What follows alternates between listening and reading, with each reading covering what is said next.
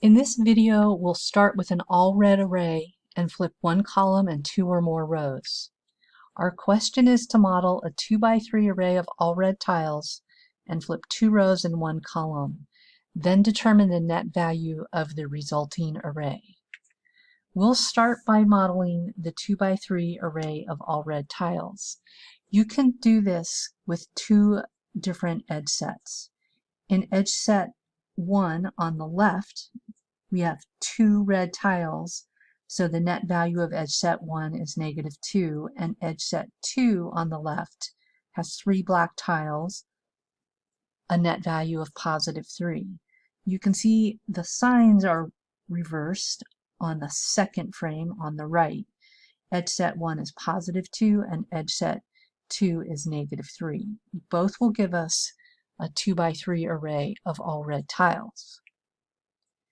We'll use that first array with -2 and +3. We'll flip the tiles in column 1. And when we do that, we need to remember to flip the edge piece. So you can see that black column 1 edge piece flips to red and the tiles flip from red to black. And you can see the net value here really didn't depend on which column I flipped. You can imagine that if I flipped column 2 or column 3, I'd still have 4 red and 2 black tiles at this stage in the array. For our next step, we'll flip the tiles in 2 rows, and that's both rows here. Again, we need to remember to flip the edge pieces, and you can see they've switched from -2 to +2. Notice that the tiles in column 1 have been flipped twice. They went from red to black and then back to red again. Now we need to reduce our array to find the net value. Column 1 and column 2 are 0-pair columns, so you can remove that, and our resulting array has +2 for edge set 1 and +1 for edge set 2, and you can see the net value is +2. To check our work, let's look what happens when we started with the second edge set pair.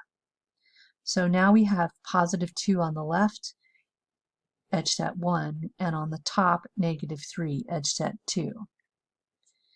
We'll flip column 1, then we'll flip rows 1 and 2, and then we'll reduce. You can see we ended up with 2 black tiles, although our edges here are all red. In our first approach, we ended up with an array of net value +2 and all black edges. On our second approach, we ended up with an array of net value +2, and we have different edge sets. But the question is, what's the net value of the array? And you can see we have 2 black tiles in either case. So in both cases, our final array has a net value of +2.